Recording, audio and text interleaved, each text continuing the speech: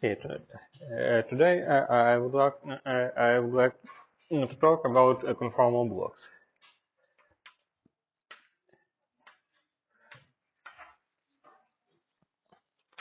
It's actually some basic thing in CFT, but we skipped it for a while and studied some examples of CFT. But it is actually some essential part which uh, mm, should be studied.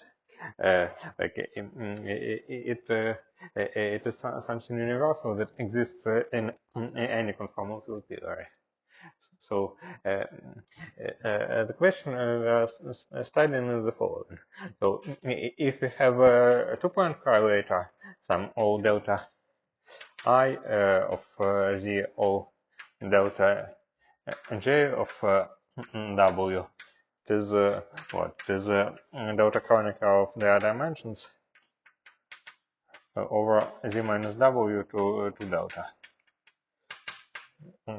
If we study the three-point correlator, O delta 1 of Z or delta I, O delta. Maybe actually it's better to write to write arbitrary. So I'm talking about Virasoro fields, but in principle there can be.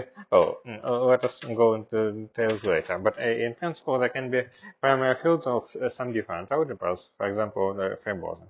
But first, let us write in this like this: Z1, Z2, O delta K of Z3, it equals to a structure constantCijk over some product of Zi, well, some Z minus Z to some power. So this is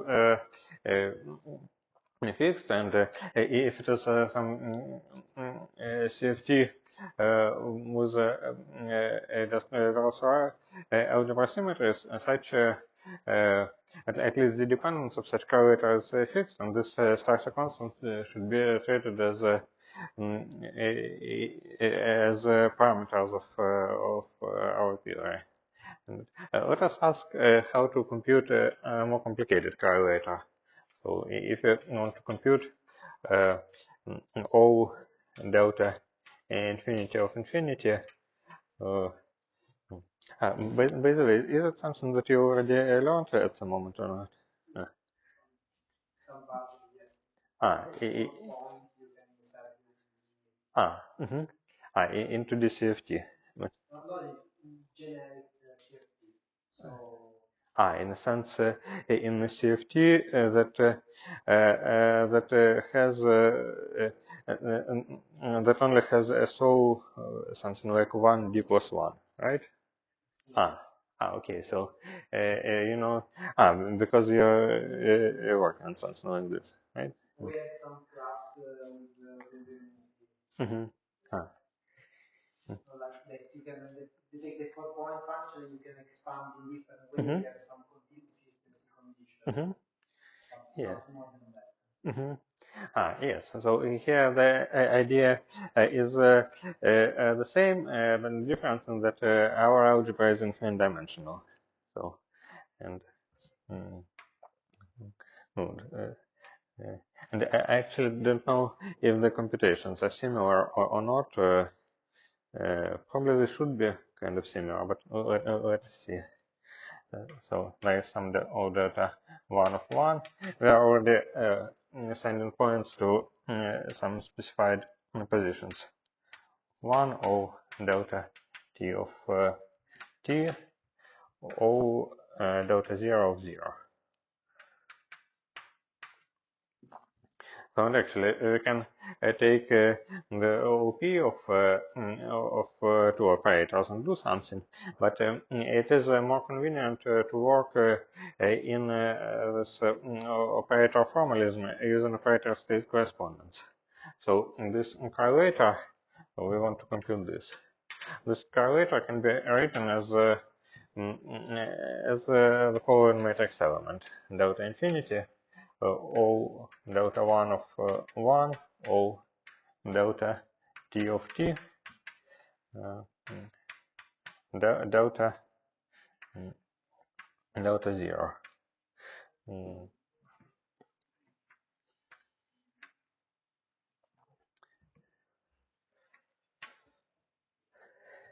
And now we actually insert the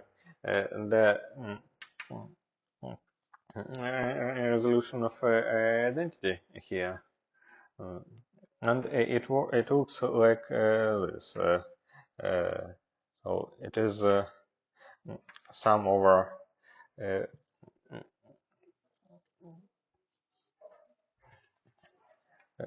P, which labels different Virasoro modules in the intermediate channel, and sum over two Young diagrams, y1, maybe y, and y prime.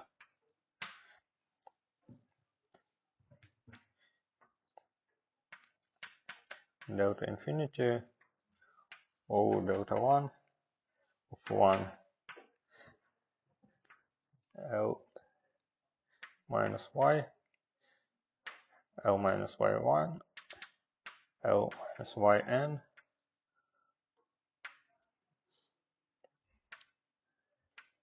delta p.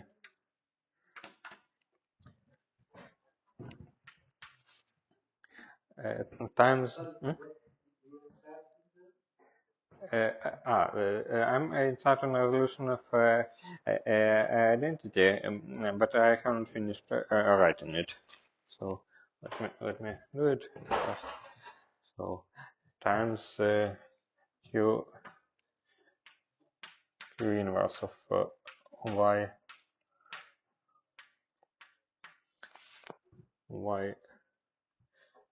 prime delta p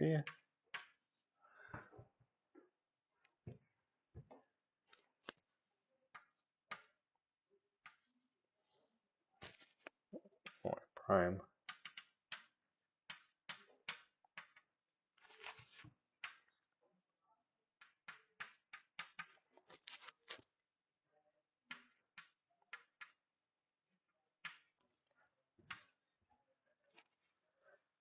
times delta 0. And actually it is multiplied by a complex conjugate, which can be important at some moment, but let us forget about this. So this part is the resolution of identity. And this matrix Q of y and y prime should be the scalar product of such states.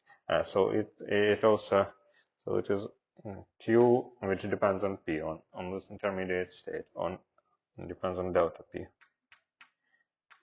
and on the central charge.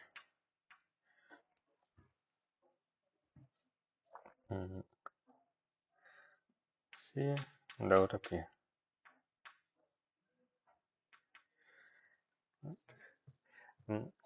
So this Q is defined in the following way: Q C delta P y prime y in the scalar product.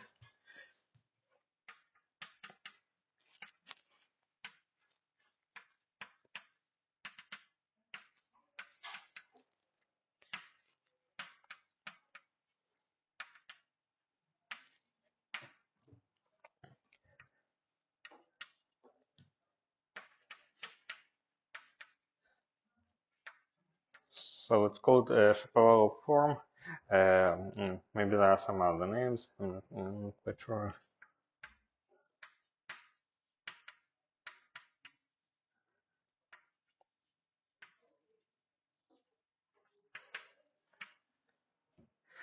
So the point is that these states are not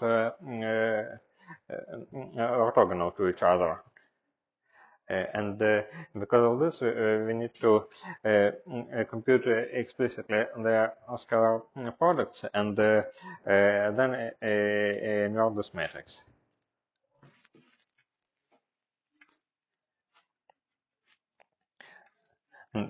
There are some different ways in such Rama modules related to the GT correspondence, which are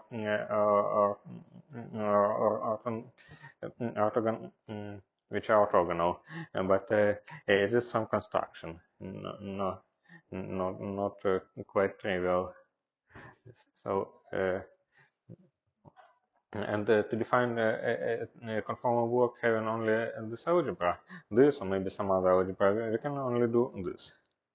And let us compute some examples of this scalar product.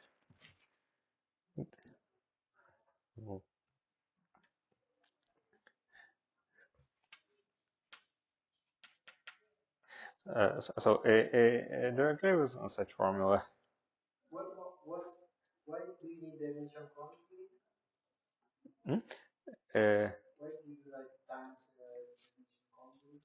But so we have a vector and we have a covector to write an operator.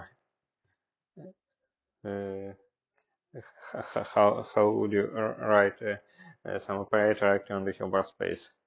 This sum of products of vectors and covectors, and the action of the Virasoro algebra on covectors is given by Hermitian conjugation, where we change L n's to L minus n's.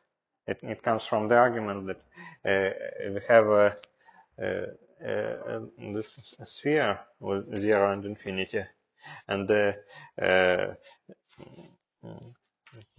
sphere, and we have insertion of t of z, z,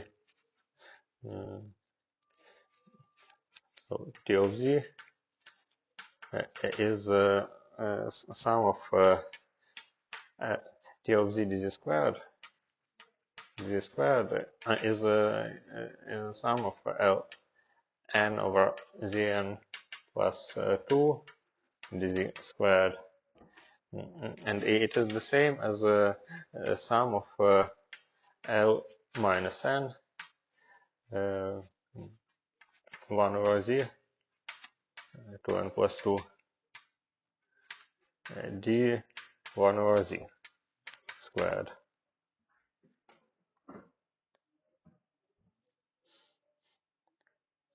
So if you consider the action around 0, then modes creating some states will be L minus n's. But if we want this row to hold also around infinity, we need to choose and the local coordinate around infinity, which is 1 over z. So it's a plus. It's plus the initial. No, why plus? We have a product of two algebras which commute between each other, and so if it is the full CFT with anti-homomorphic part, then the states are obtained by the action of such else times. So you were asking about this, right? Or not about this conjugation. So there is another copy of the Virasoro algebra that contains L bars, and they both act on this space, and their action commutes. So we can say that this delta P. So actually, I wrote just delta P, but states in the full CFT look like this: delta P, delta P bar. mm, States are L minus Y, L bar minus Y bar, acting on the state delta P, delta bar P. But this algebra is simply commute, so we can identify this vector with the tensor product. L minus Y delta P, tensor L minus Y bar delta bar P. When I write L minus Y, it means the product of all. L minus Y, Y1 and so on, L minus YN. But the external states, delta infinity and delta zero are just delta, or they also have delta infinity, delta bar. Yes, in principle, they contain both dimensions. I'm simply omitting all this, but let us actually restore this. Okay, it's just a copy of Pixel bar. It's a copy of what you wrote, but with everywhere bars.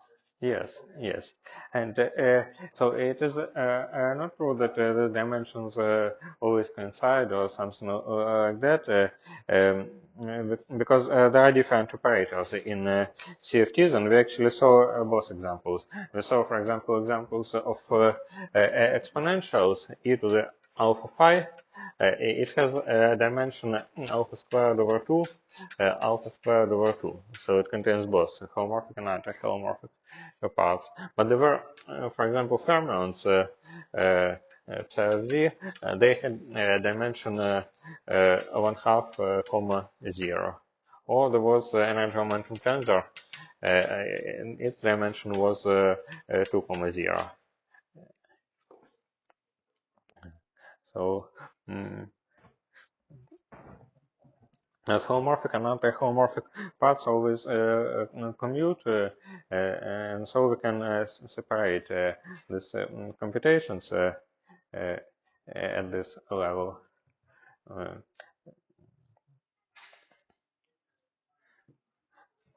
so uh, if you compute the matrix element of our vertex operator between these states, it will factorize into the product of homomorphic and anti-homomorphic functions.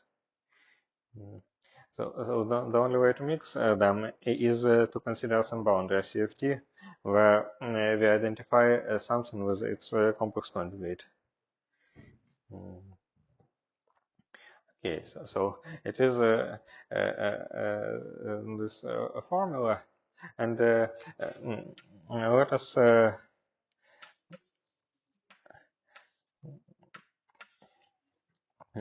us compute some scalar products. So the first question is the following. So if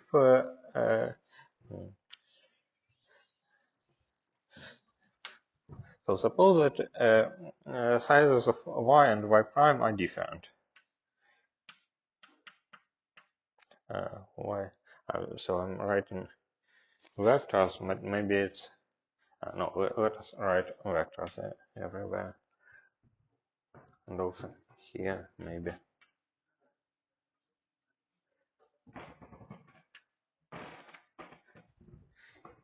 So suppose that the size of y is different from size of y prime. What can we say about this scalar product?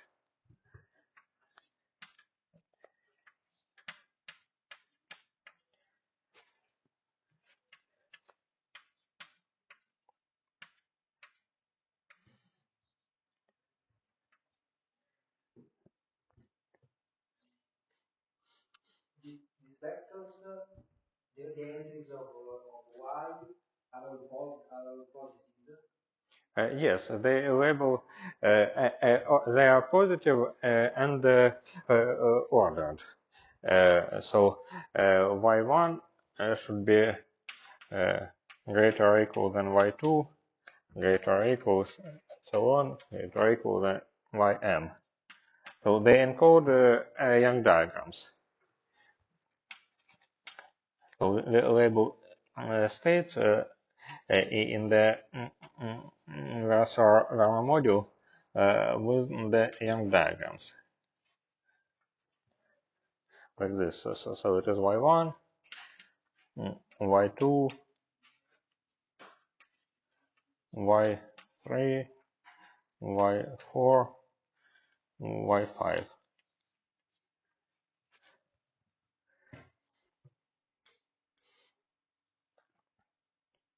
So, because of other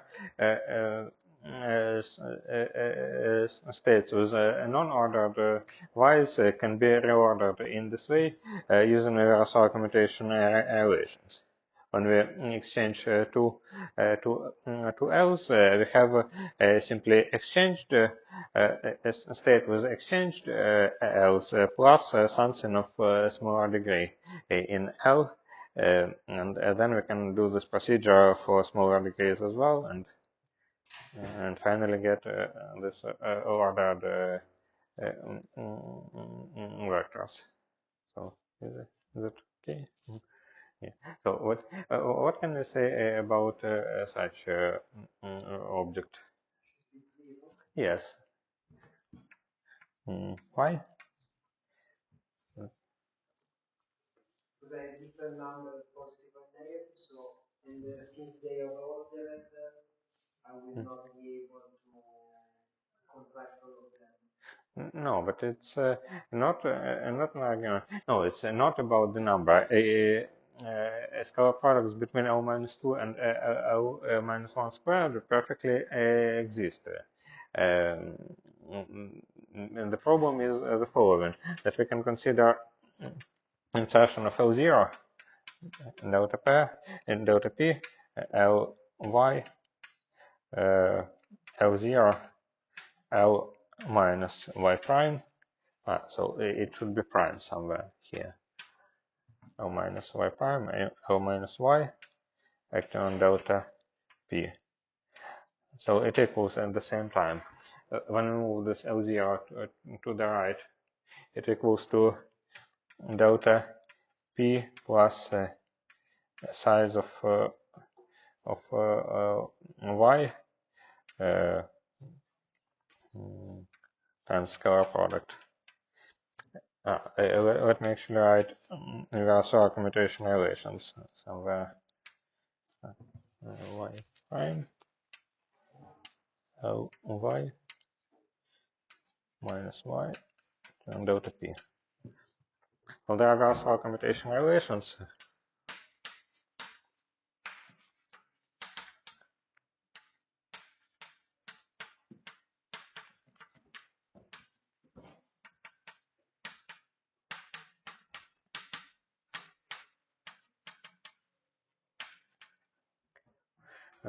So in particular, L0 commuting with L minus n equals to n, L minus n. L0, Ln commuting with L0 is also n, Ln. So if we move L0 to the left, we get another formula, delta P plus size of Y prime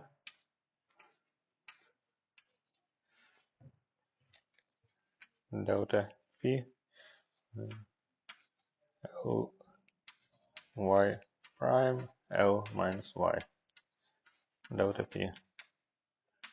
And the size of Y is by definition sum of all lengths plus Y m. It's the number of boxes.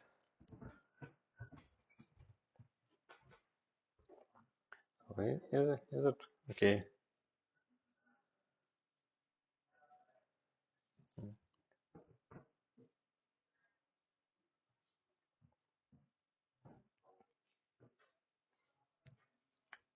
So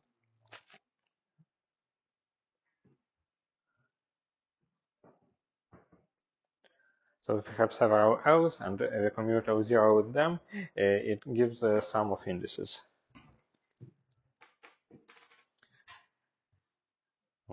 Since commutator of L0 with L minus Y is size of Y times L minus Y, and commutator of L Y prime with L0 is Y prime L Y prime.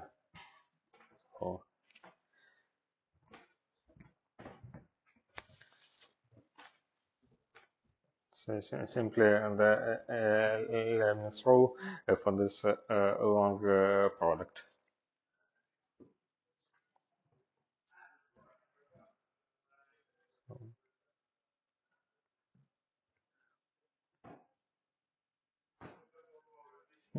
Yeah. Now we simply compare these two expressions, eigenvalue of L0 acting on one side and eigenvalue of L0 acting on the other side. If the sizes for y and y prime are different, we have some expression with two different prefactors, and it should coincide. So expression itself should be zero. It's basically a statement that eigenvectors of some operator, eigenvectors with eigenvectors of unitary operator, Hermitian operator with Hermitian symmetric operator. Mm, Eigenvectors with different eigenvalues for a symmetric operator are orthogonal. And simply that statement. So we need to compute only scalar products at the same level. So the first non-trivial example is a Q of diagram with one box. So it is a scalar product delta P L minus L1 L minus 1 delta P.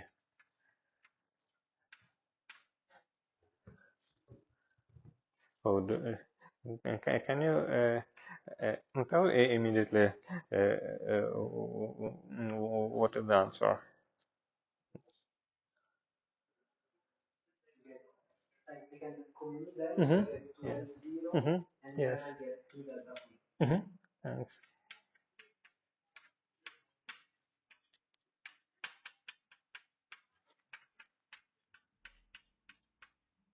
Yeah, something like this. But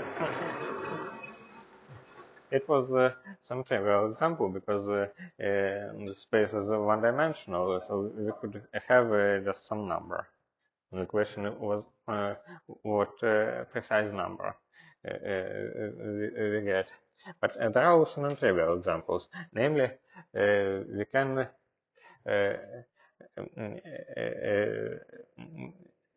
consider diagrams with two boxes, and there are two of them.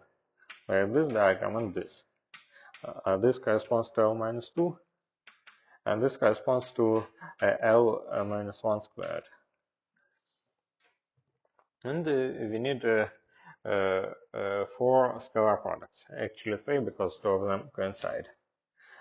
So the simplest one is this one.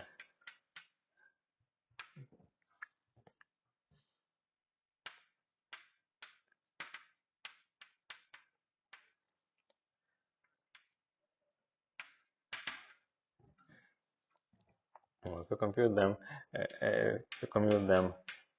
we get 4L0 plus C overflow will be multiplied by 6. Right? Yeah, by 6. Plus C over 2 delta P. So it is 4 delta P plus C over 2. So some trivial expression already.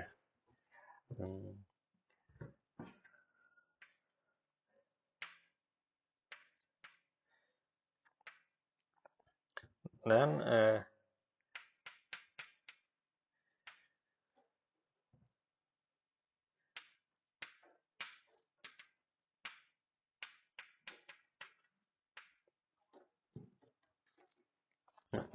this expression.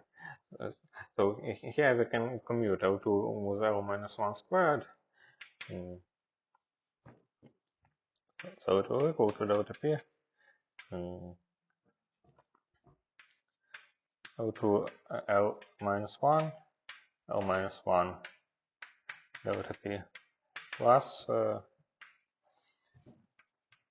delta P L minus 1 L2 L minus 1.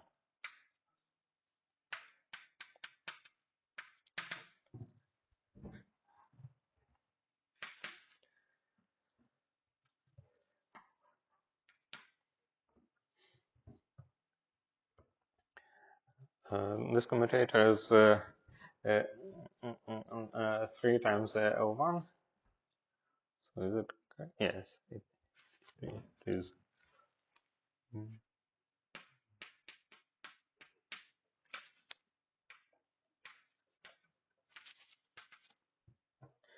And so we have the same there. L1 L minus 1 plus L minus 1 L1.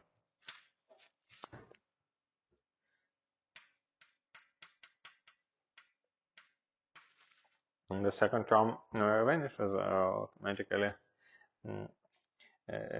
So we only need this one. And it is 6 delta P.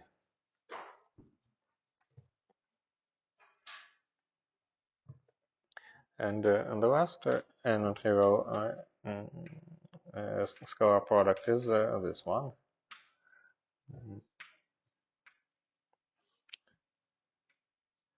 L1 squared L minus 1 squared and delta P.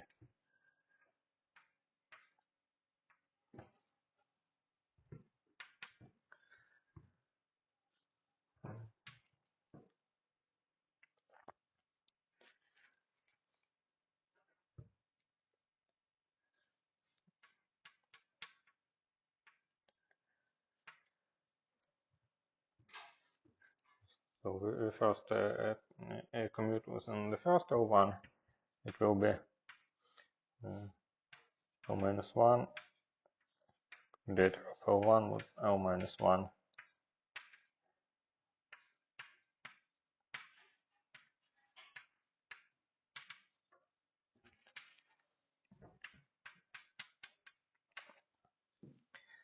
So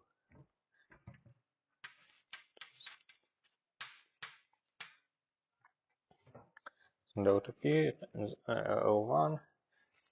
Here it is 2L minus 1 L0 plus 2L0 L minus 1.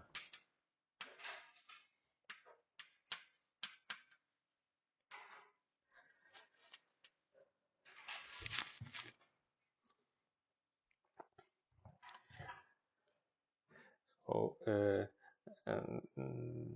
actually both of on these terms can be computed already. In the first term, first act by L0, and then compute the remaining scalar product. The scalar product will be 2 times delta 0. So in total it is 4 delta P times delta p,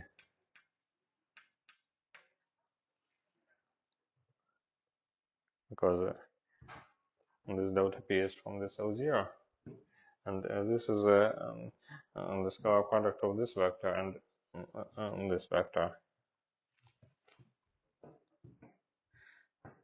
And in the second term, we need to take into account that L0 acts on the on some state with weight delta p plus 1.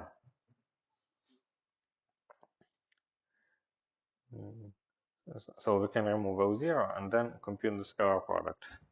So it will be almost the same expression for delta p times delta p plus 1. So in total it is 8 delta p squared plus 4 delta p.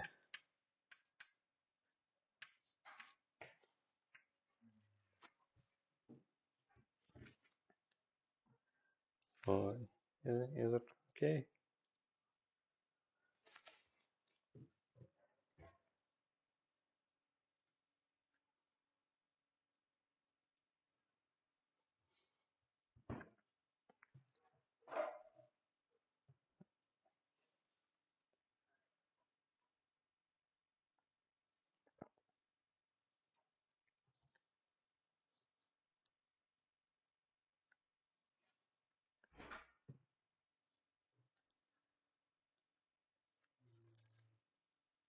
So we say that L minus 1 acting on delta P creates a state with weight delta P plus 1. Yes. And then you say the same on the left. But it does not matter where to move this L0. We can move it, we can we know that the state is the eigenvalue state for L0, so we can replace this L0 with number. Hmm? So, there is this matrix, and we see that it is quite non-trivial. In particular, it has its determinant can have zeros. So this determinant had zeros, and we already learned at the moment that states that are orthogonal to all other states in the Varma module correspond to no, not correspond. They are just highest vectors of the Virasoro algebra. It means that this Varma module becomes reducible. It contains a non-trivial submodule. So we say that for it has determinant 0. It can have determinant 0 for some values of delta. So it is not identically 0 because well, for many reasons. Because for example, we have free boson representation, which is in general position, which in general position gives a Raman module, and so product is irreducible. And there are also arguments like we can compute some leading contributions coming from L minus 1 to some power and look at the highest. No, I don't remember precisely the argument. Mm.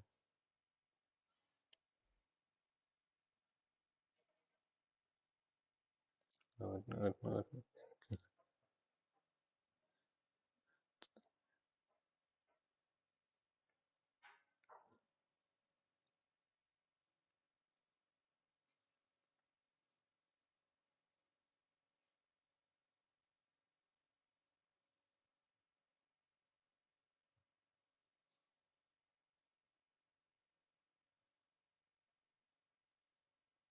I don't remember precisely, but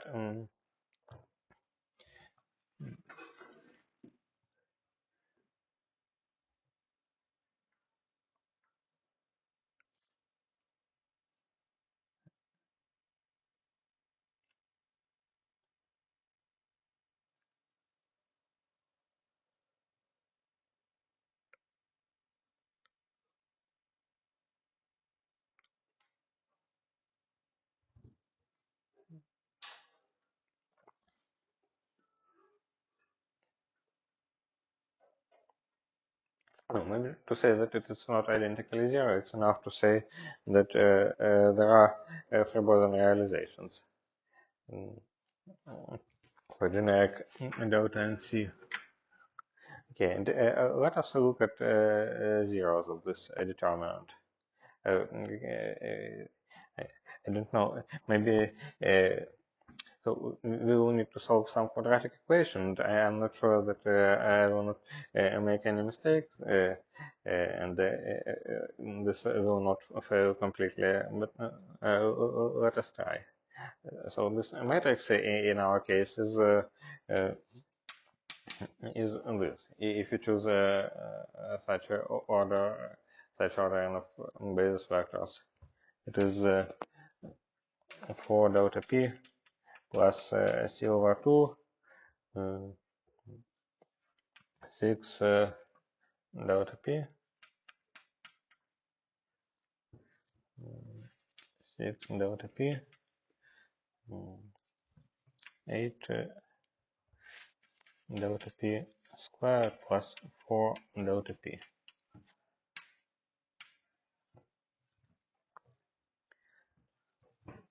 Determinant of Q, it is, you can call it Q2, Q at the second level. Determinant of it is delta p times 36 delta minus 36 delta p, it is off diagonal element, plus 4 delta p plus c over 2 times 8 delta p plus 4.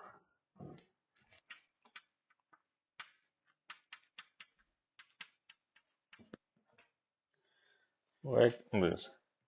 So this is the first phenomenon that if delta p is 0, then this matrix also, this determinant also vanishes, and it should be like this, because if some vector was the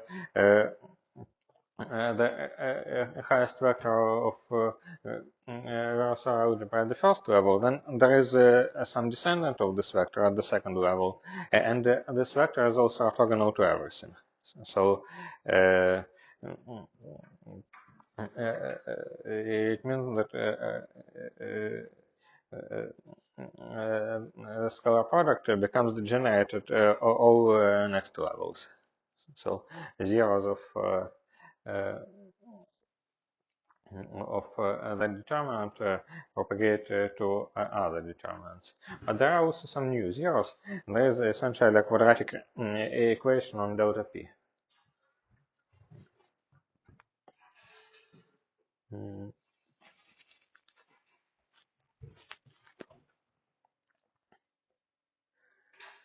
So, and let us write this.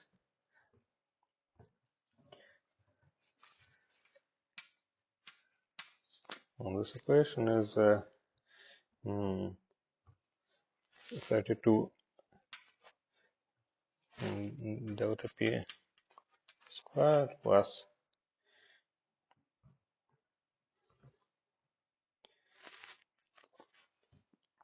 2c plus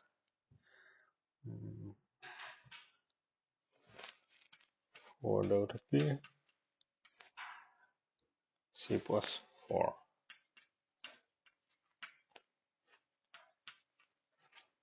Like this.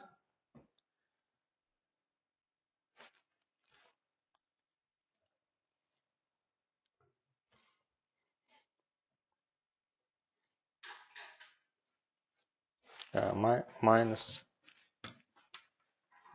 36 delta p squared plus 32 delta p squared. So it is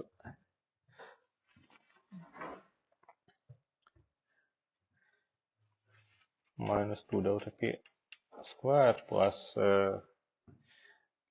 c plus delta p c plus 4. it fine? And we'll see quite soon if it works or not.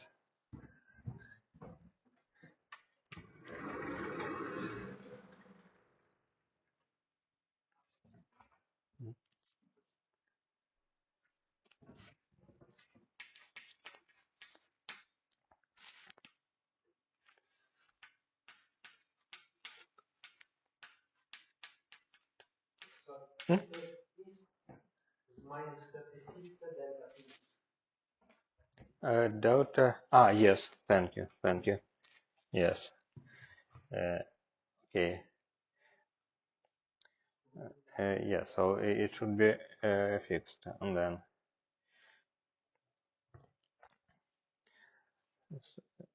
so, yeah, it is true, so we can definitely divide by 2, but then we will have delta P 16 delta P squared minus 18 delta P plus this. So if you divide by 16,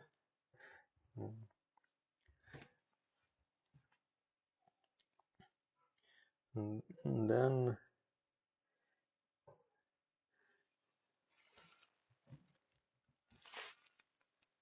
actually, no, it does not look fine already.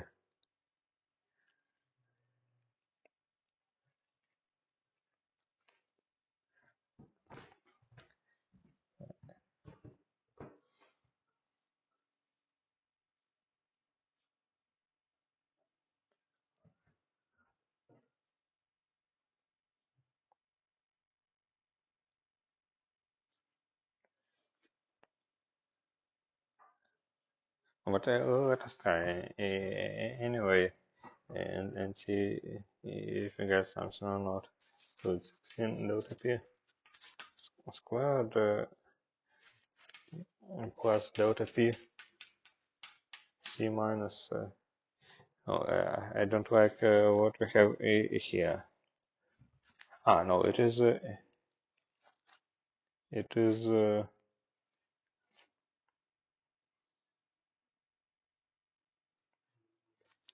It should be 2 delta P plus 2.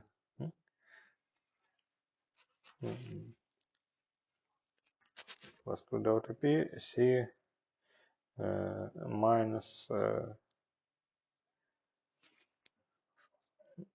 5, right? So now, this looks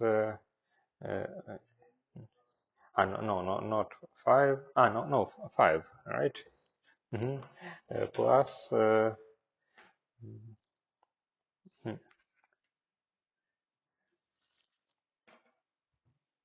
yes. Probably it is correct. So it is delta P squared plus 1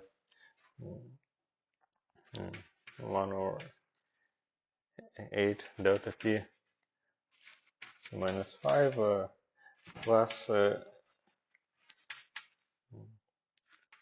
C over 16. So let us solve it now. Delta P equals 5 minus C over 16 plus minus square root of 5 minus C over 16 squared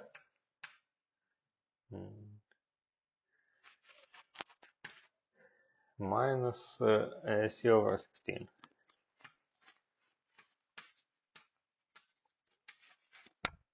Yes.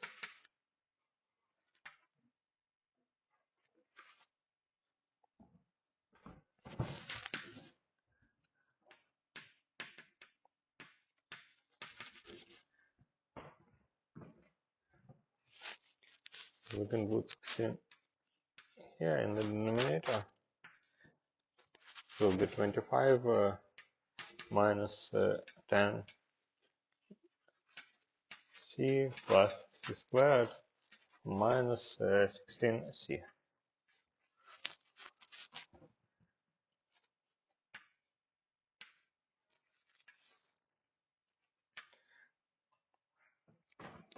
So it will be minus 26 here, and this all can be written as 5 minus 16, and 5 minus c plus minus square root of c minus 25 c minus 1, right?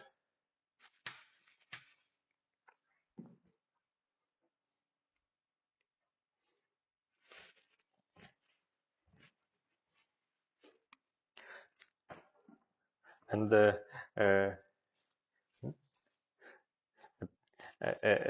you remember this CFT parameterization of kind of Liouville parameterization of the central charge?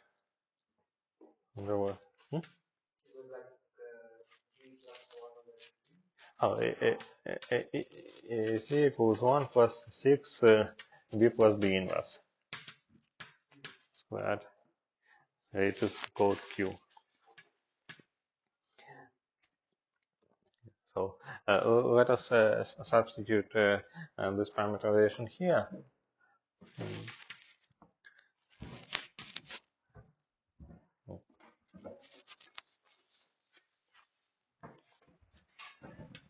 And we'll see that it simplifies everything a lot. So 5 minus c will be 4 minus 6 b plus b inverse squared plus minus square root of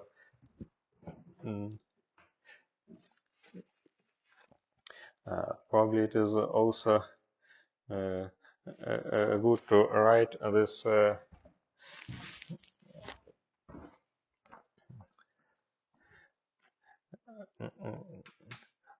expanding all the expanding the square. So it is 13 plus 6b plus 6 b inverse b squared b minus 2. There's also such formula.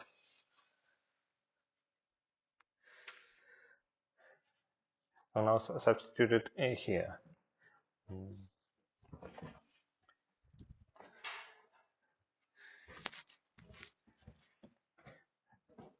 So here we'll have b 6b squared and b squared plus 6b minus 2 minus 12. Right? And here we have 6b plus b inverse squared. So they are both full squares, and it can be written as 4 minus 6 b plus b inverse squared plus minus b minus b inverse times b plus b inverse.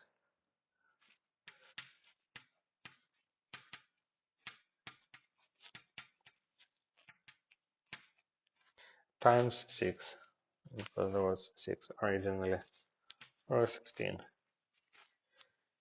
So is it fine?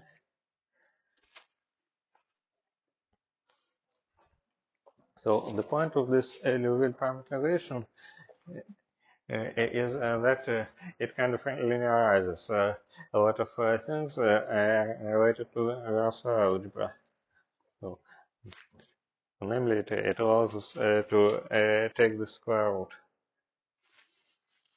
So that would work for whatever level. Yes, in a sense, we will get some formula for this Liouville charge of the field, and this formula will generalize to all other levels. So, let us finish this computation. So it is 4 minus 6 b squared minus 6 b minus 2 minus 12 plus minus 6 b squared minus b minus 2 divided by 16.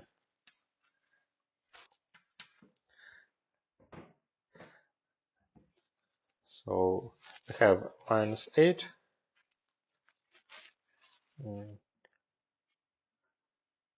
So let me think, is everything correct? Yeah, it seems so. Minus 8 plus and actually we say that if we take a plus sign, let me think.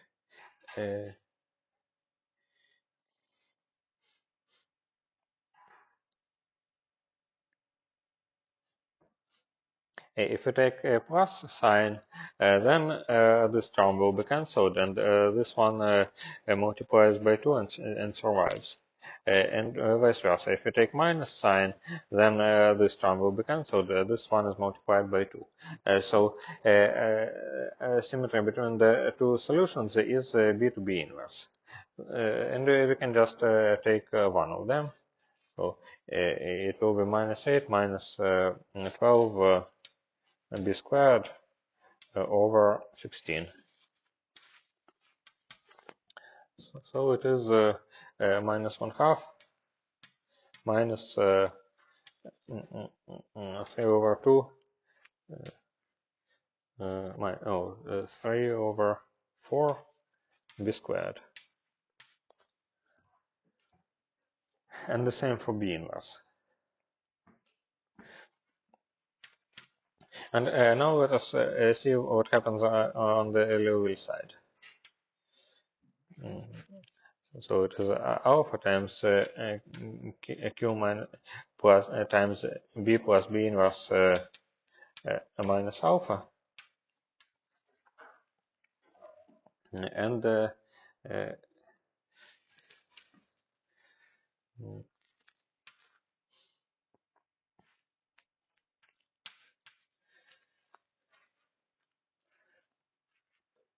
let us actually just guess that alpha. I'm saying that it is alpha equal to minus b over 2.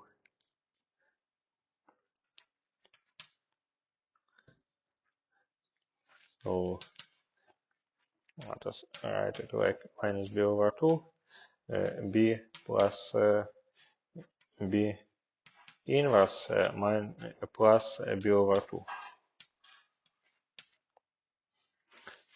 So What is this alpha? there was a Liouville parameterization of dimension that is delta equals to alpha times q minus alpha.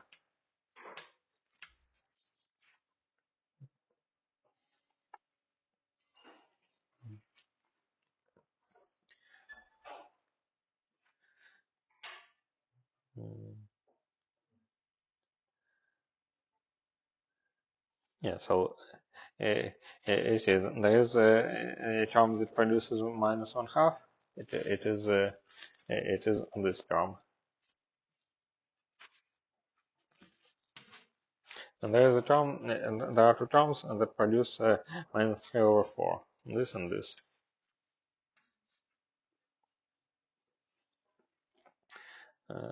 And in general, there is a formula. We can call this delta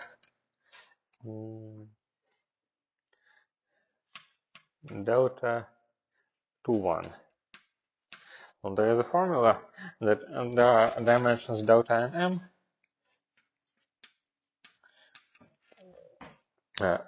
Alpha and m.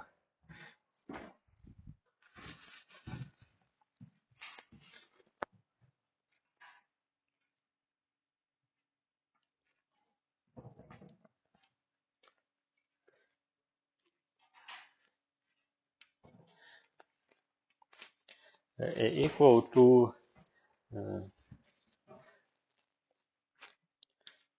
1 minus n over 2 b plus 1 minus m over 2 b inverse. And delta and m is alpha and m times q minus alpha and m.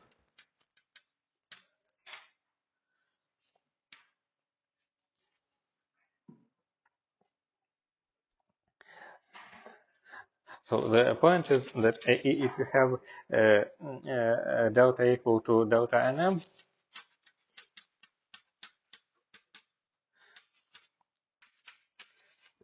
and then we have some highest vector at the level n times m.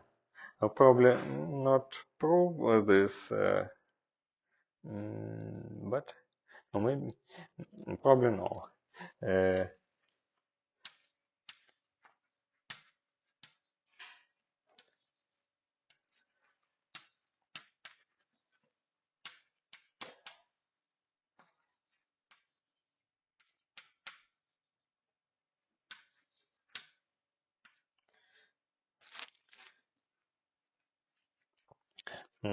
Maybe better to say with dimension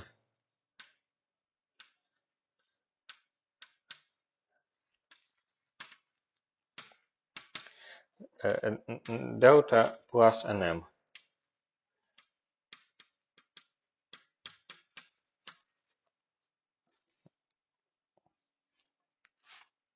And in this particular case, we see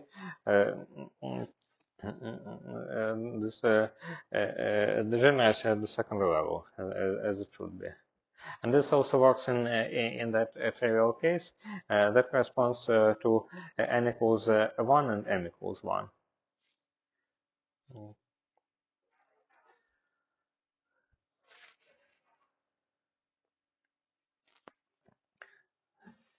Is it fine? So n is the level. No, n times m. N and m are just two parameters of dimension.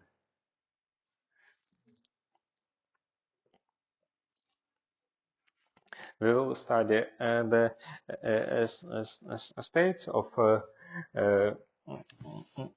such dimensions, and we'll see that the LPs behave more or less like multiplications of fundamental representations like multiplications of finite dimensional representations of pairs of SO2.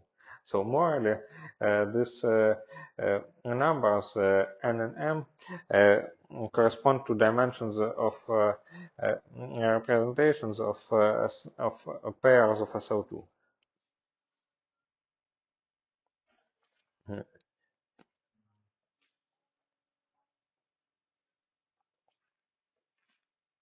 But we are not there yet. In a sense, it's not about fusion, it's about structure of the RAM module. In this case, we have all, so at level 2, we found delta to 1 and delta 1, 2. Yes. But we also had 1, 0, so we had also delta equals 0. Yes. That will be 1, 1. Yes. So the level, what is the level in terms of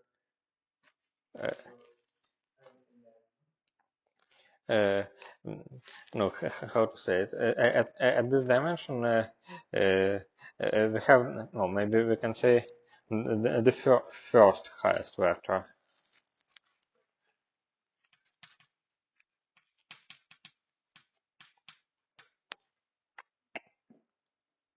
In the sense that if you put delta equals to delta 1, 1, this highest vector appears in the first level, and then we have its descendants everywhere. And if it is to 1, then the first highest vector appears at the level 2.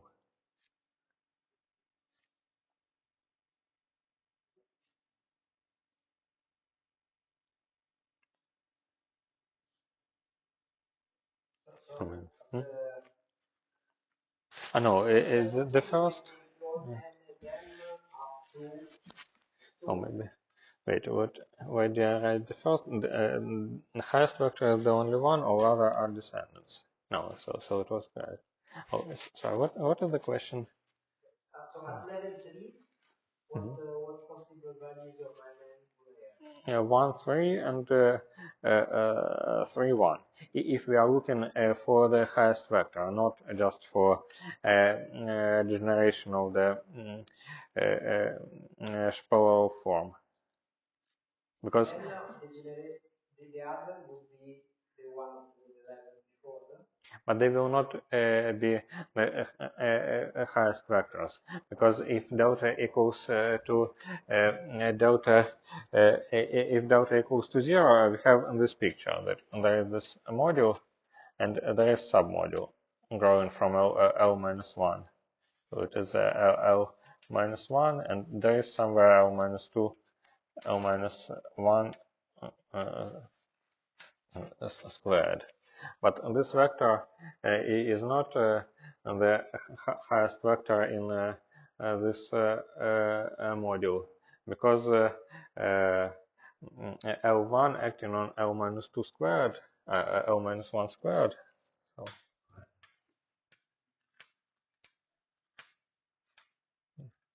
on vacuum is what? It is L1 to L1 L0 plus 2L0 L1 acting on vacuum. I know, let me think.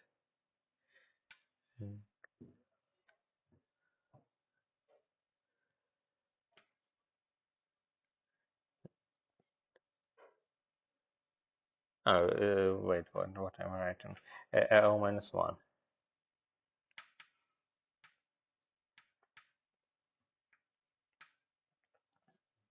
Like this, right? So this acts by 0 immediately because of 0 acts by 0. And this one acts by L minus 1, and then L0 acts by 1. So it is 12 minus 1. Electron vacuum.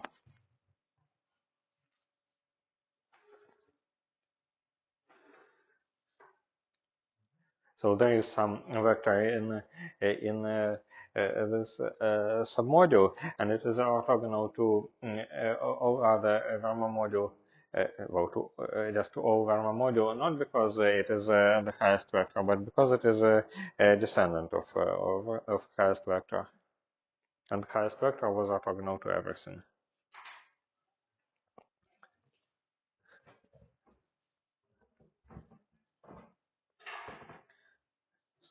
So and since highest vectors correspond to new zeros of Shapiro form. So for the level 3, we will have zeros that correspond to new highest weight vectors, namely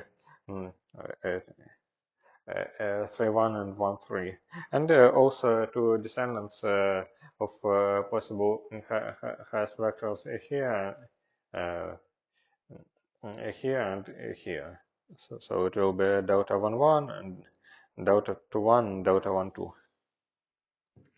So if you try to compute the determinant, it will be quite big, complicated, but it will factorize, and it will factorize especially nicely if we express everything in terms of such Liouville alphas. There will be some product of terms of the form alpha minus alpha and m.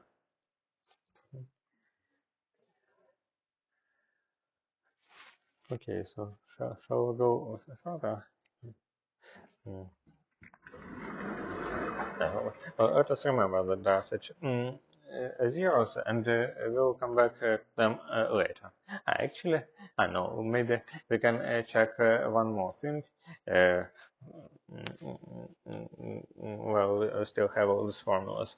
We can try to find this new highest weight vector that appears in the Raman module. We already know its dimension, and so this highest weight vector should look like let us fix dimension equals to delta to 1. So wait, I wrote, yeah, it's fine, to 1 equals to minus 1/2 minus 3/4 b squared. And we take some vector L minus 1 squared plus kappa L minus 2 acting on delta to 1. If it is highest weight vector, it should be killed by L1. By L1 and L2. If it is killed by L1 and L2, then it will be killed by all other generators, because they can be obtained as commutators. So actually, if we want to compute, to find this degenerate deltas, we don't necessarily need to compute the determinant. We can simply solve the two equations of this form. L1 and L2, L minus 1 squared plus kappa L minus 2, delta to 1. This should equal to 0. But we already computed, we already know that such deltas correspond to non-trivial highest weight vectors, so we don't need to solve both equations. So let us solve just the first one. So here, what is it? It is L0, L minus 1 plus L minus 1 L0 plus 3 kappa L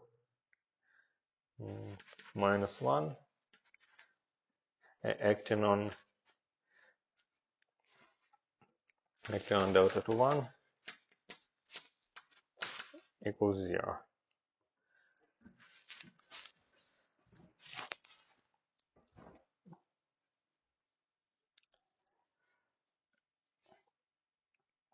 So it is 4 delta to 1 plus 2, right?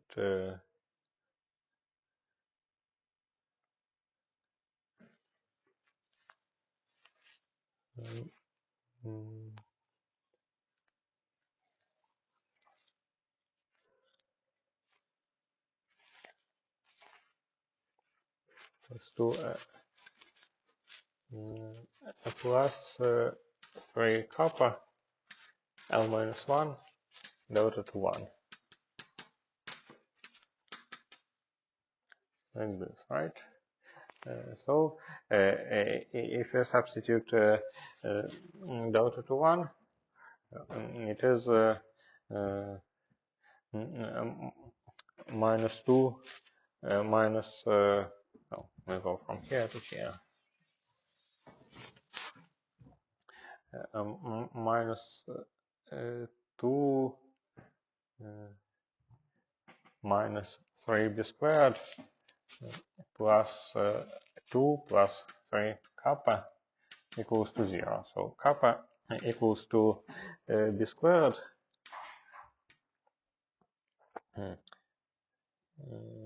Yes, yes, and so if delta equals so L minus 1 squared plus b squared L minus 2,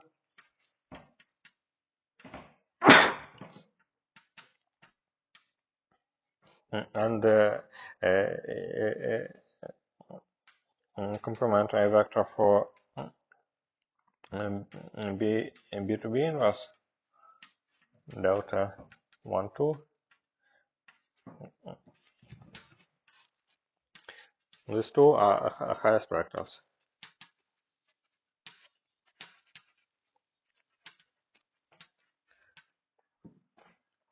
And if people consider some reducible representations of the Virasoro algebra, for example, if we require unitarity, then this vector should simply be put to 0. And so you can call them kappa to 1, or maybe let us call them phi to 1. No, chi to 1, and chi 1 2.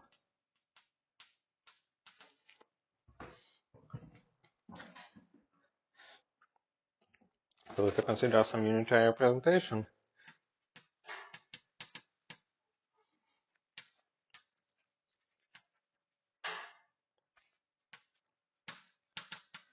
then this vector should be put equal to 0.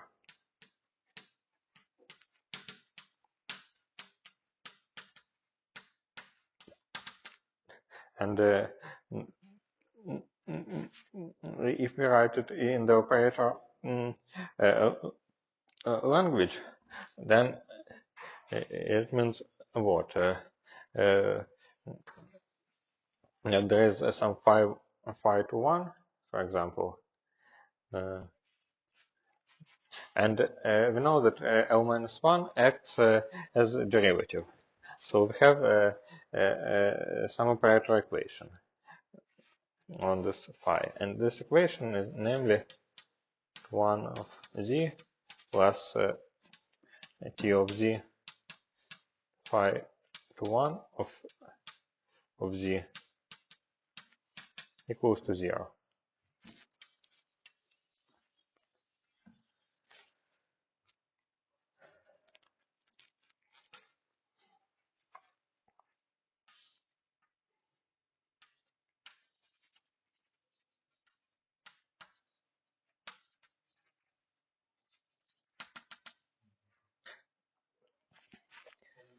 Hmm? Yes, thanks. By the way, do you remember anything of this kind?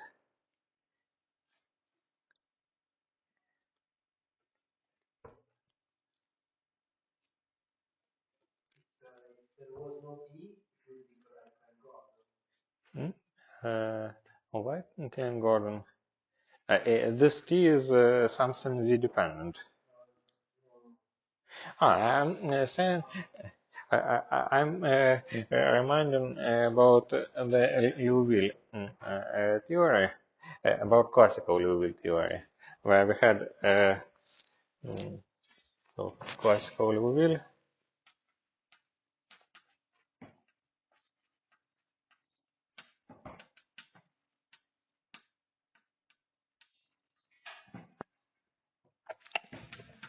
So it was about the following equation: d bar of let us call it sigma equals to mu e to the 2 sigma,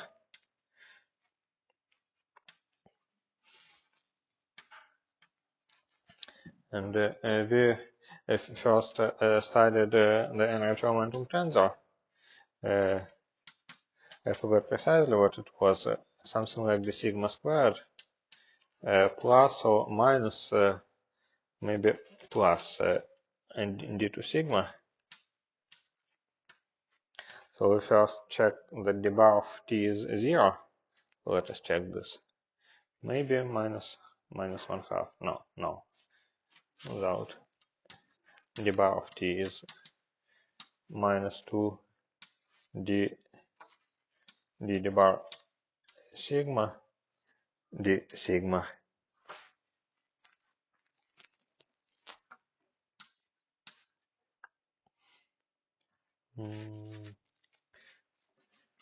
Plus d of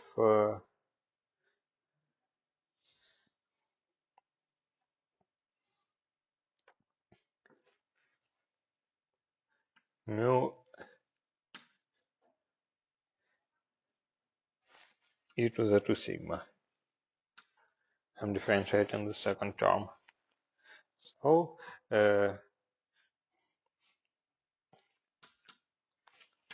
it is minus 2 mu e to the 2 sigma d sigma plus 2 mu e to the 2 sigma and d sigma.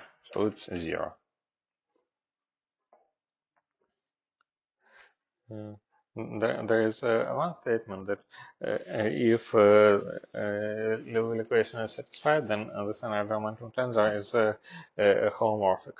And another statement is that if we compute second derivative of the field e to minus sigma, then it will be what? It will be d of minus d sigma e to minus sigma. It is minus d sigma squared plus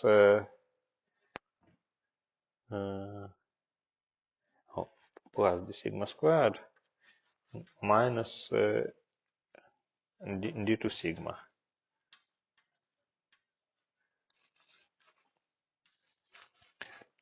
times e to minus sigma.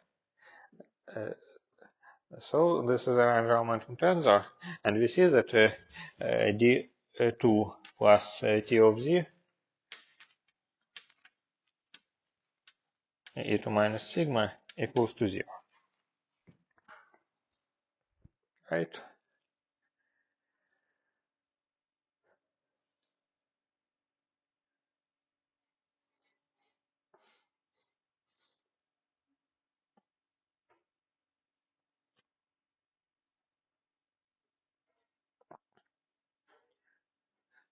So, and this field corresponds to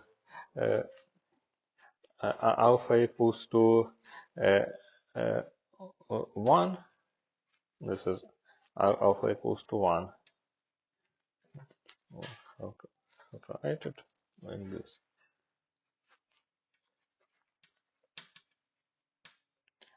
Alpha equals to b, and this field corresponds to alpha equals to minus b, b inverse, maybe, if you want a nice classical limit. And this field corresponds to alpha equals to minus b inverse over 2.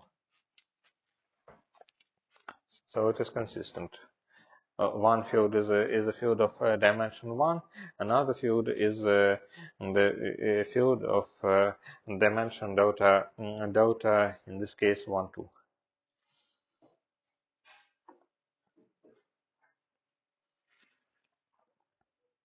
And this equation is a classical analog of this equation.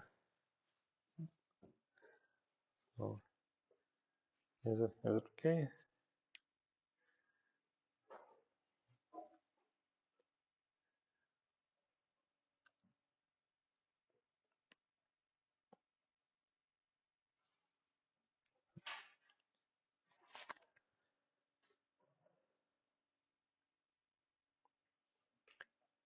Okay, so let's go further, right? Or do we have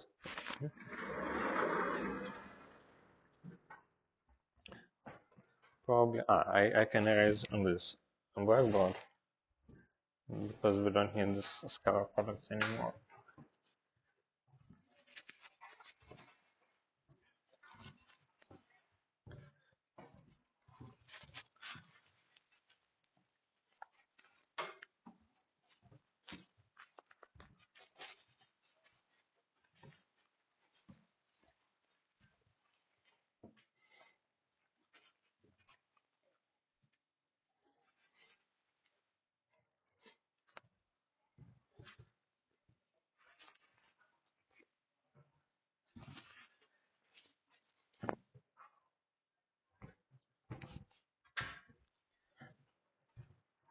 So let's go back to our conformal block. So and this expansion, which starts here,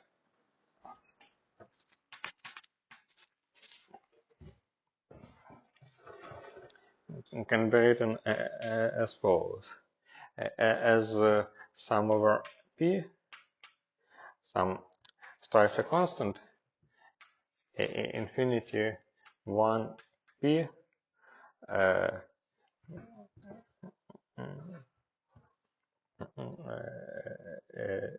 times structure constant of p t 0 times complex conjugate structure constants. Maybe let us put absolute value. No, let us say that the structure constants can in principle be indifferent. C infinity 1p, C p t 0.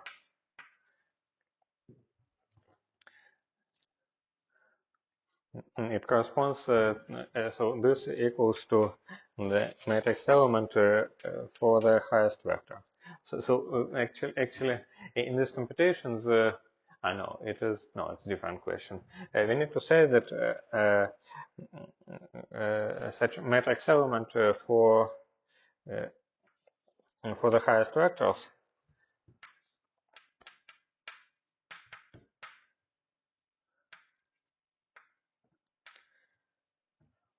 delta p equals to something. It cannot be fixed in general situation. So it is just some number. And the point is that we'll be able to express all other matrix elements in terms of just this one. There are the structure constants, and this is multiplied by a so-called conformal block of delta infinity, delta 1, delta t, delta 0, central charge, delta p, central charge, and t times another conformal block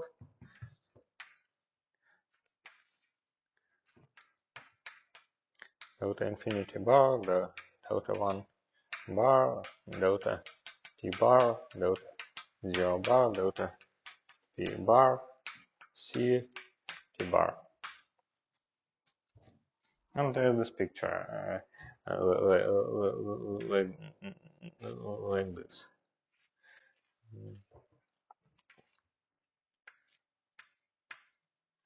0 t 1 in infinity.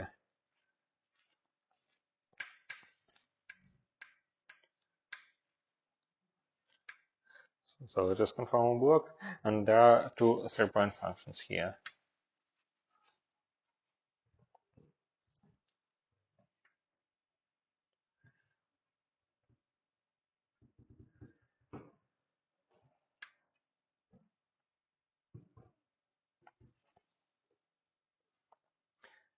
and conformal block equals to this remaining sum over Young diagrams.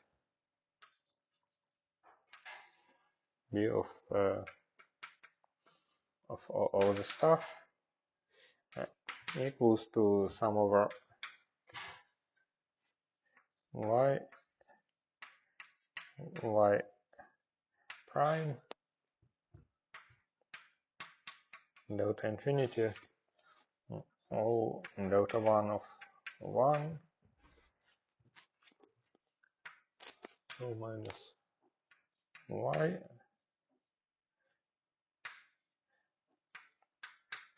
delta p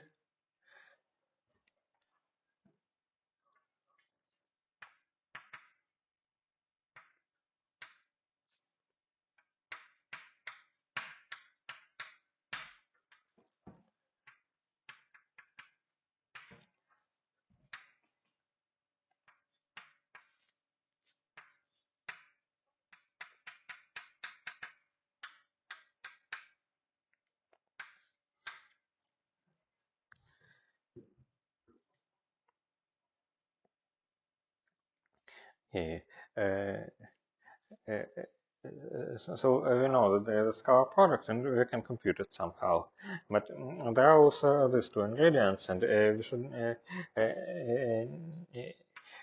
check that and they can also be expressed. Sorry, I forgot. This should be divided by normalization of the highest vectors. Delta infinity O delta 1 of 1 delta p, and this is also normalized.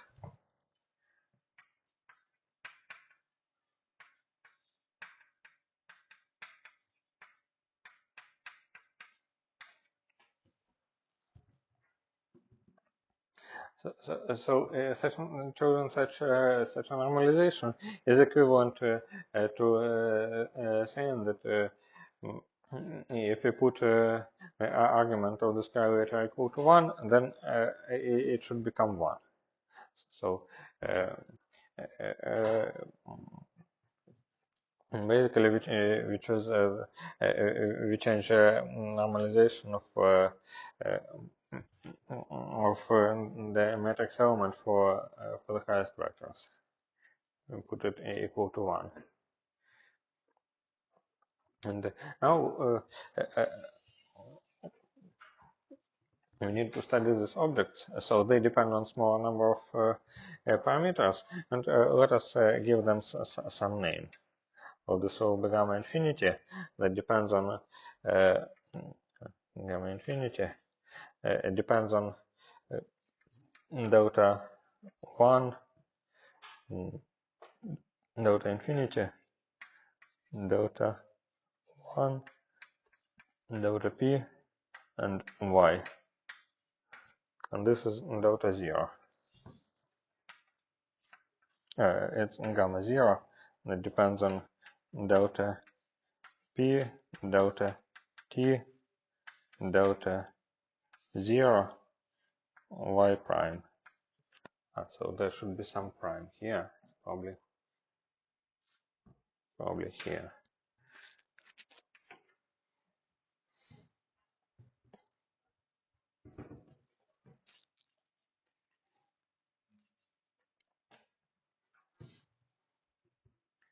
Right?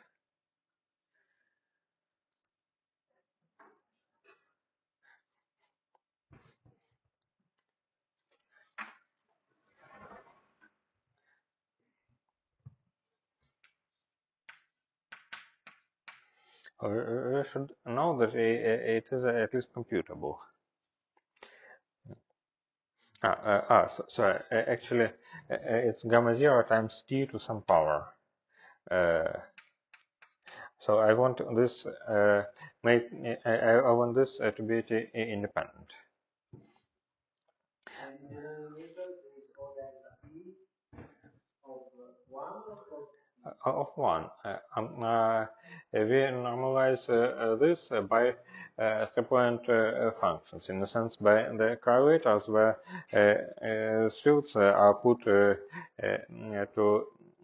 0, 1, and infinity, because it is just some number. So, and so this structure constant is delta p delta t of O delta t of O delta t of 1 delta 0. Right.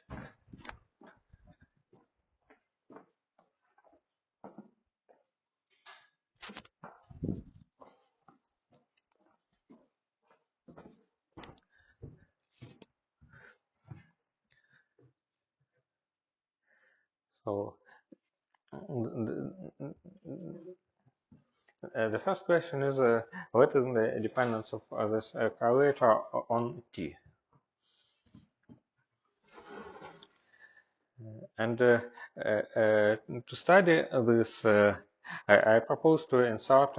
I propose to well, the first global problem to find this gamma, and the first question is to find t dependence of such a correlator when all states are primary. No, wait. Actually, we can find this t dependence for any state also. So let's do it for any state. And to do this, we insert L0. Delta P L y prime O delta t of t L0 acting on delta 0. So on one side, it of course equals to delta 0 times this correlator.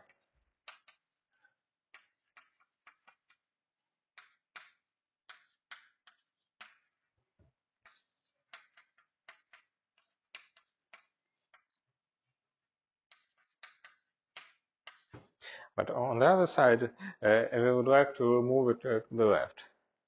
And to do this, we need to know the correlator of L0 with the primary field. And, do you remember what it equals to? Of, let me write it somewhere, maybe here.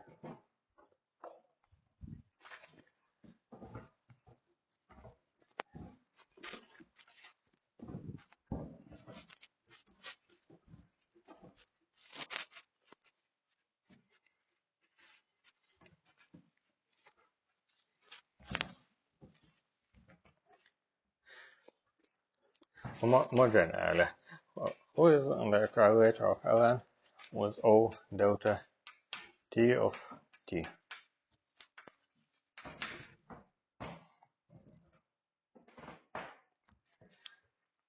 I can remind the OP of t of z was O.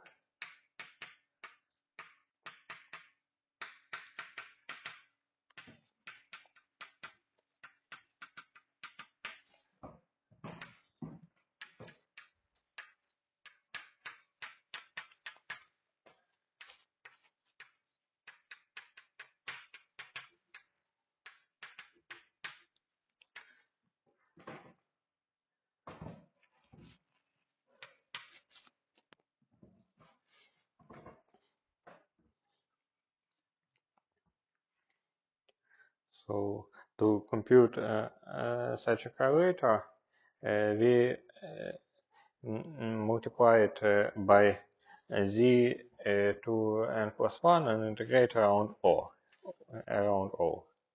right? So we can write that it is 1 over 2 pi I integral of z to the n plus 1 t of z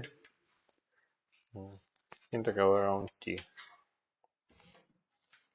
O delta t of t, right? Because it's this a picture that we first integrate over bigger contour to get O times L radially ordered, then integrate over a smaller contour, and the integral is z1 plus 1 t of z. And then it equals to such a contour around t.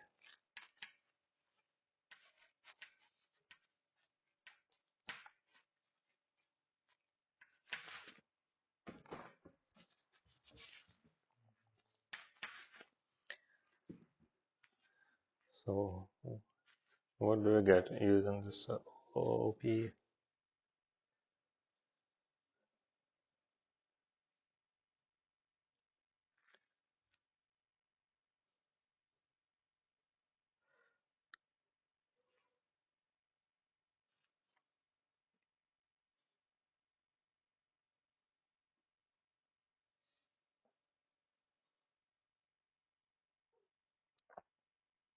get t to the power of n plus 1 times the derivative of O. Mm-hmm.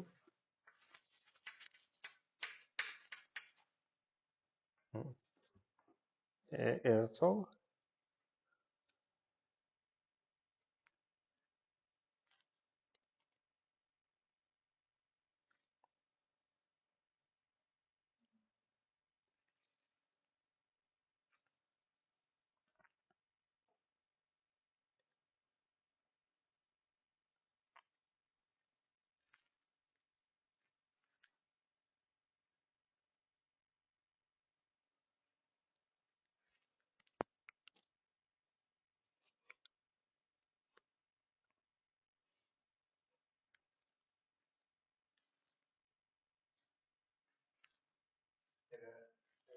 N plus 1 Mm-hmm.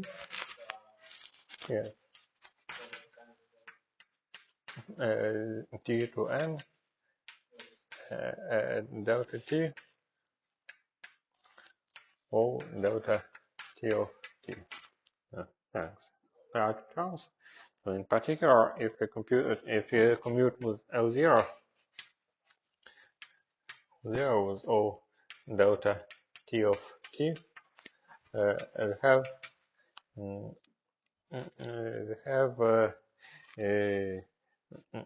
t dt O delta t of t plus t plus delta t O delta t of t. So it is actually an ODE satisfied by this operator O delta t of t, and this ODE can be solved. Right? So we can write a solution that's equivalent to saying that O delta t of t equals to t2 minus delta t times t to L0 O delta t of 1 t to minus L0.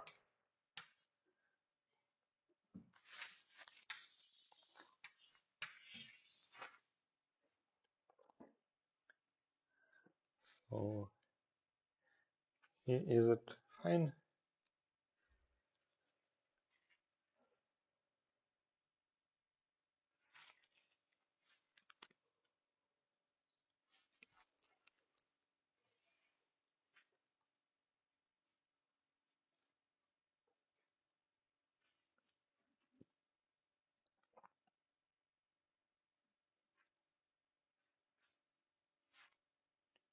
So it's a kind of statement that if you want to get operator at point t from from the operator at point 1, we should act on the evolution operator, which is LZR, because our time goes in the radial direction.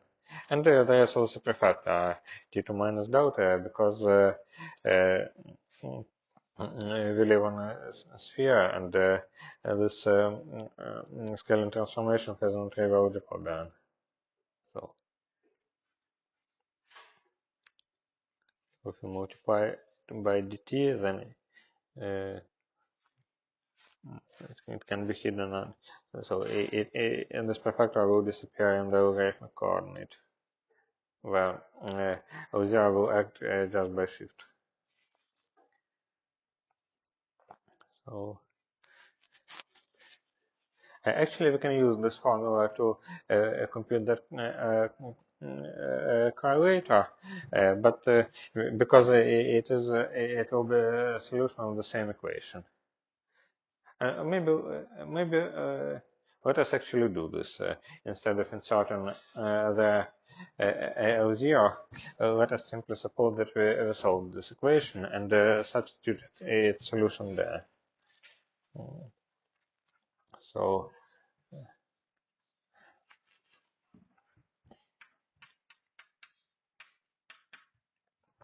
this equals to T2 minus delta T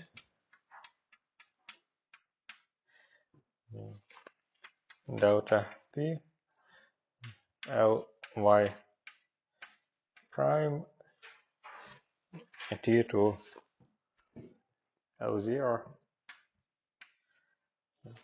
O delta T of T T2 minus L0 delta 0 or delta T of 1.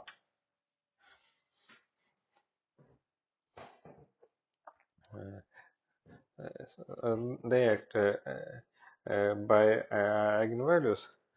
So in total, it gives delta. It gives T to delta P minus delta T minus delta 0 plus N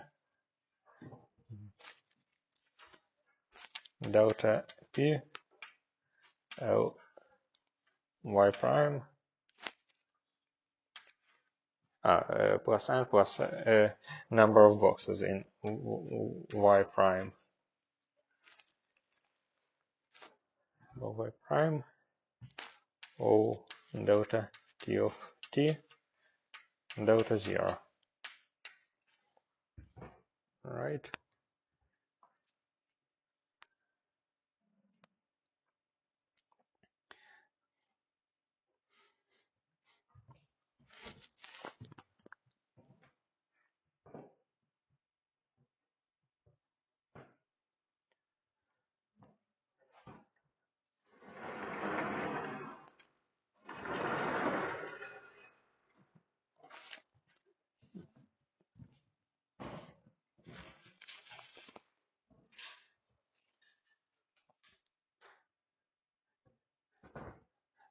So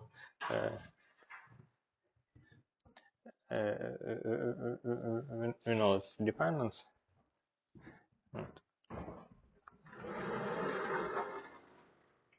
And we need it for our computations, because we see that that formula has many derivatives of O delta T of T.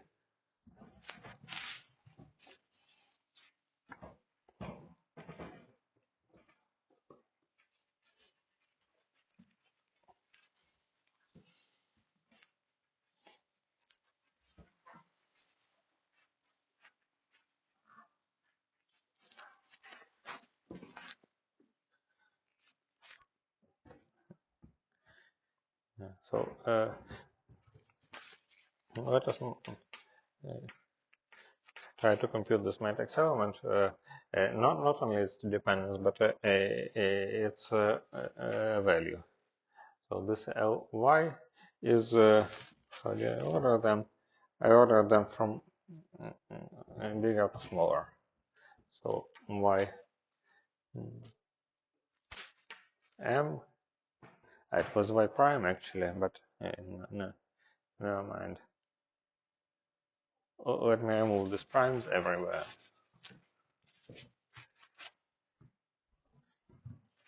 Simplicity.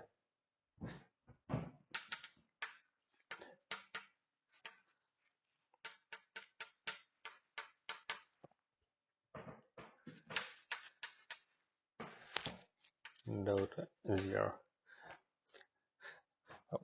The only way to remove this Virasoro generators is to act on the right and to move them through O delta T of T. And now we are back to O delta T of T. So didn't we reduce ourselves to O delta T of 1? Sorry, of 1. Yes, we did, but it is not very nice to commute something with the operator at 1 because this commutator contains derivatives. So it is better to have t as a free parameter. But we will use this exact dependence, maybe, I don't remember, maybe without y, to be able to actually compute these derivatives. So we want first to remove this L on y1. So we simply commute it with O delta T of T, and if we exchange them, then this term immediately vanishes. So we only need to write the commutator. And the commutator is, so it's delta P, Ly M, Ly2. The commutator is T to Y1 plus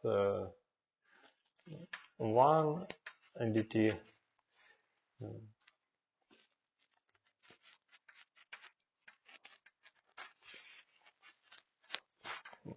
plus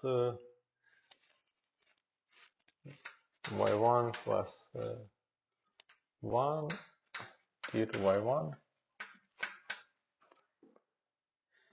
All this acts on O delta t, t of t.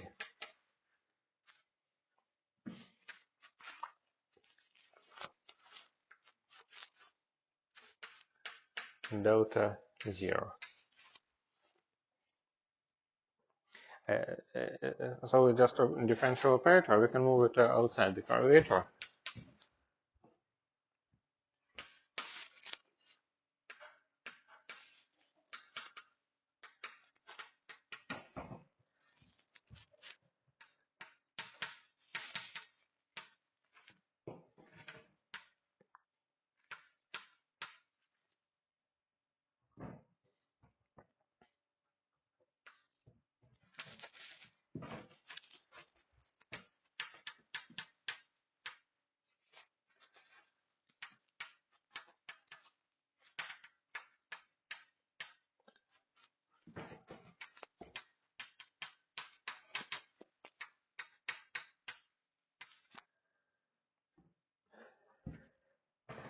And now we can actually compute this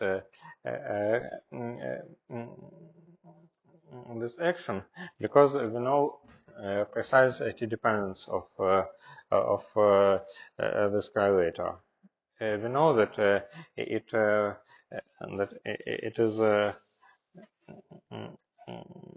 it is proportional to t to delta p minus delta t minus delta 0 plus y m plus y2 times something.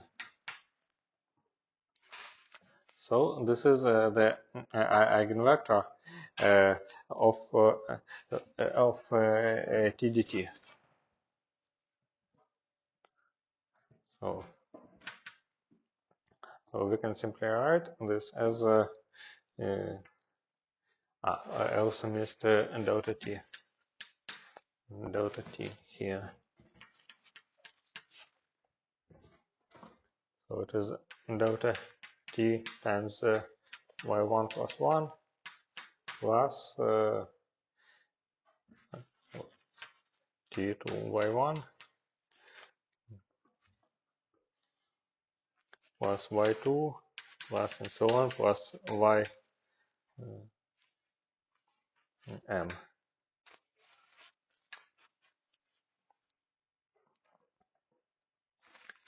and the correlator.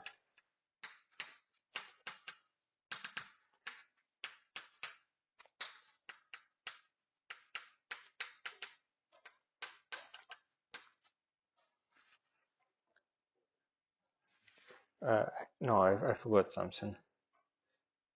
Wait. All this is multiplied by the corresponding power. Yes, sorry. This is multiplied by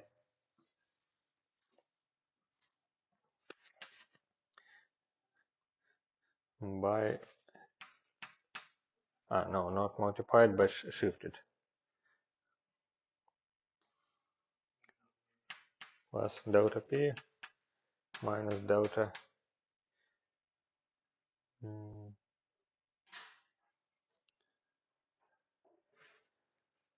minus delta t minus delta 0.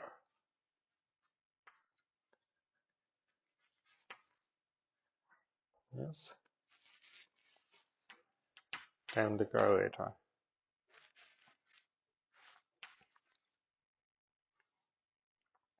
And we can probably cancel this 1 here and there.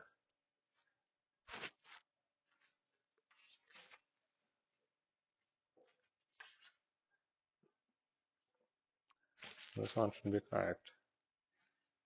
Right.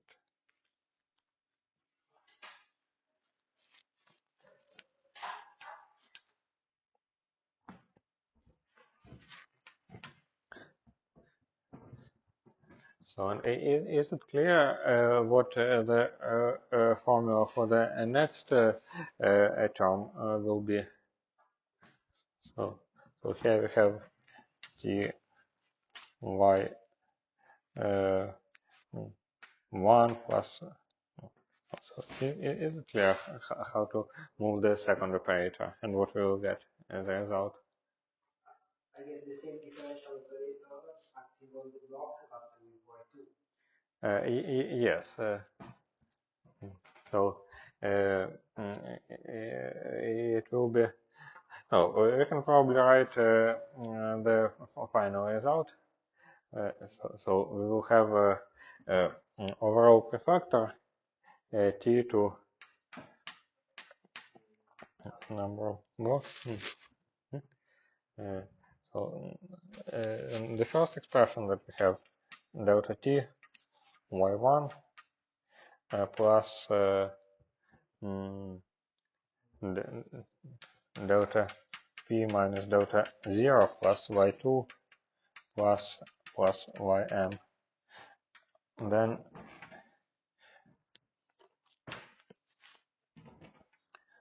delta t y2 plus delta p minus delta 0 plus y3 plus and so on plus ym.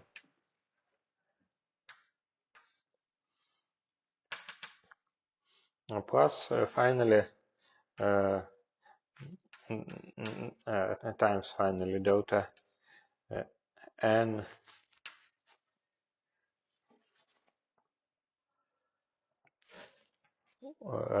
delta t yn plus delta p minus delta 0.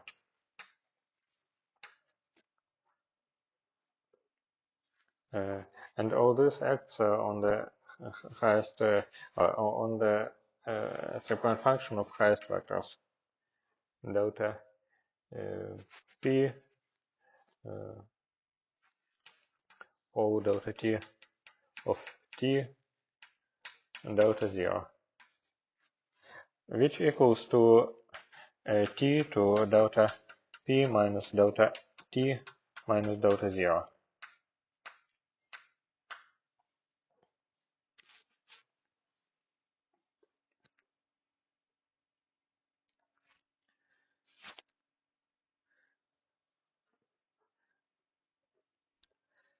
So it is some exact factorized expression.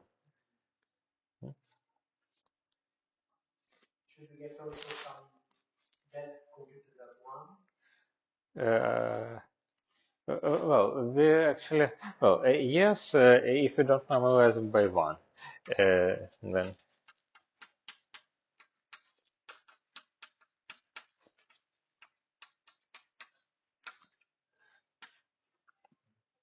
But mm, the only part essential for gamma is the ratio. So gamma is this product. So this product is gamma 0 of delta. How did I place them? Ah, thanks.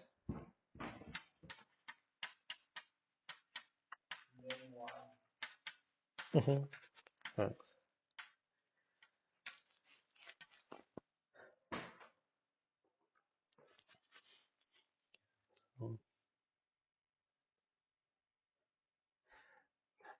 So in particular, we can compute the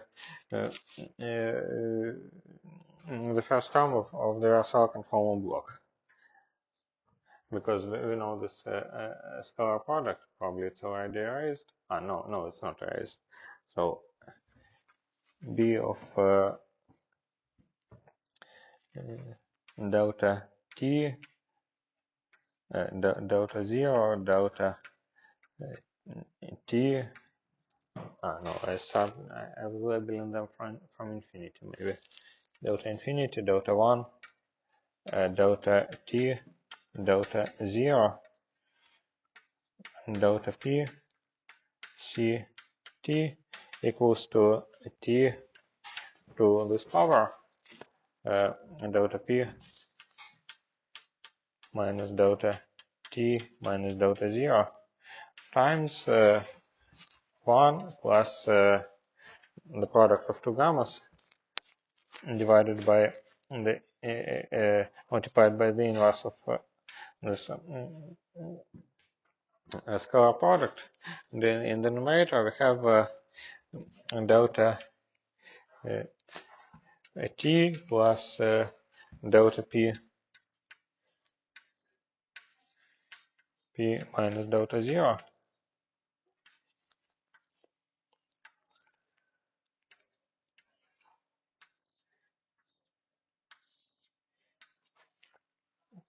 And for the other part, actually, we should either compute this or say that there is some symmetry for this matrix elements. Namely, there should be, think if it is correct, maybe, no, it should be correct that if we exchange p and infinity by inversion, then we should have the same, we should have in this conformal block. So probably we should exchange p and 0 and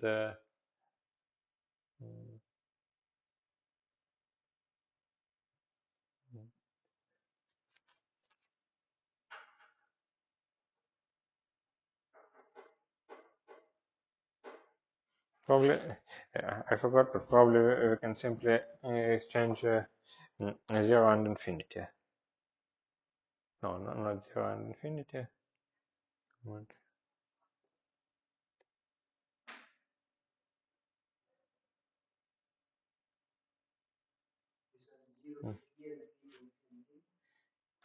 No, actually we don't need this. I'm comparing this expression with this expression.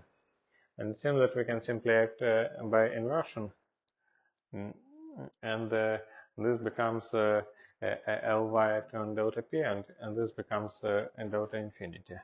So probably the formula is as follows. It should be delta t plus delta p minus delta infinity.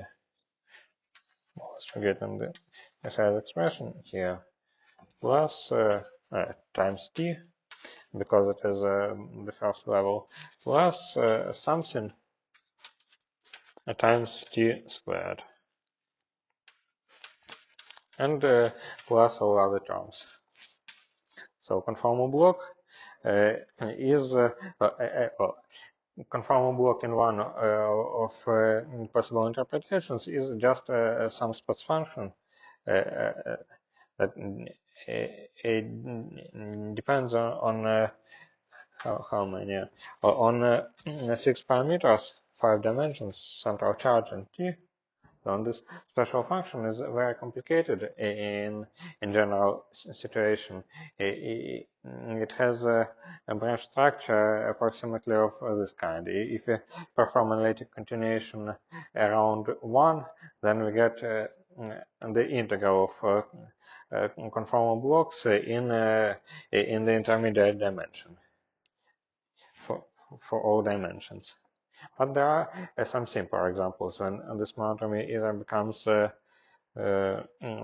finite or uh,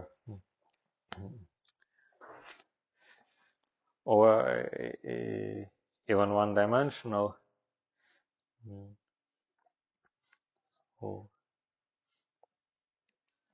But so it is some very complicated special function in general situation. But this series is always available, and GT correspondence gives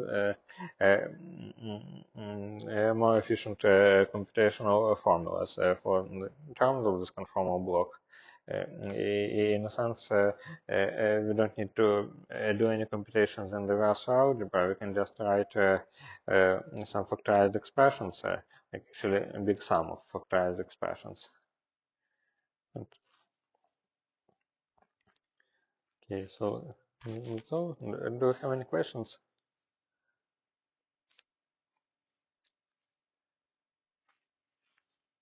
I remember reading like that when you beat here, you can compute these blocks. Like, But which precise blocks? It depends on the number of points and on external dimensions. Because a generic, by the way, what kind of fluid will do you mean? A generic quantum or classical? there was the seminar some weeks ago about like Lorentzian. Mm. It was the analytic continuation of Liouville, I think, imaginary Liouville. Yes, But there were no explicit formulas for this conformal blocks, I think. And if I remember correctly, it was more about three-point functions. Well, those formulas. we see examples where this sum can be computed. Yes, it's a huge number of special cases when it can be computed either in terms of hypergeometric functions, so some determinants of them, or it has integral representations. There is also one case when it can be expressed in terms of uh, elliptic functions, elliptic, or better to say, modular functions of some covering elliptic curve. One example is when c equals to 1 and all these deltas except intermediate one are 1 over 16. It corresponds to the twist fields, and it is a famous homological example. It also has deformations for arbitrary c, but all these dimensions, since external dimensions, should be special. Depends on the central charge. For example, if you choose one of the fields to be this phi to 1, which I will erased, and also impose some condition on the intermediate dimension, then this conformal block will be simply f to 1 for any central charge. What? If we another case which is in a sense dual to this is when we choose such dimensions that the corresponding alphas in the Liouville parameterization satisfy a scaling condition. In the sense their sums equal to 0. In this case, this conformal block is just t to some power times 1 minus t to some power. It is a free field conformal block.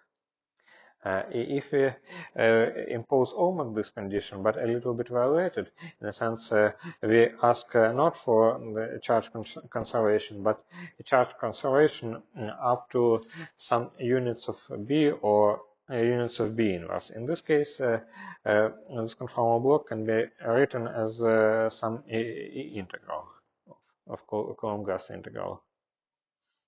And so, for example, if you add one violation of the scaling condition, then it will be integral with one variable, and this integral equals to the hypergeometric function. So the statement, which is some non-trivial statement coming from gauge theory or from some isomorphic deformation, that there are non-trivial symmetries between different conformal blocks, and actually these two different cases when this conformal block can be computed are related by such kind of transformation.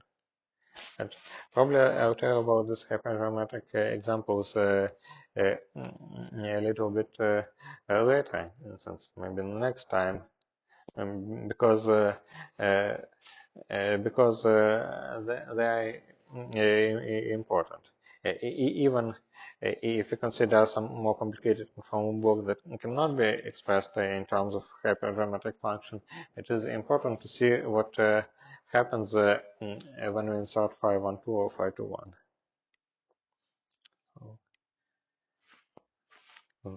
Any other questions? Okay, so thanks for listening and for the questions.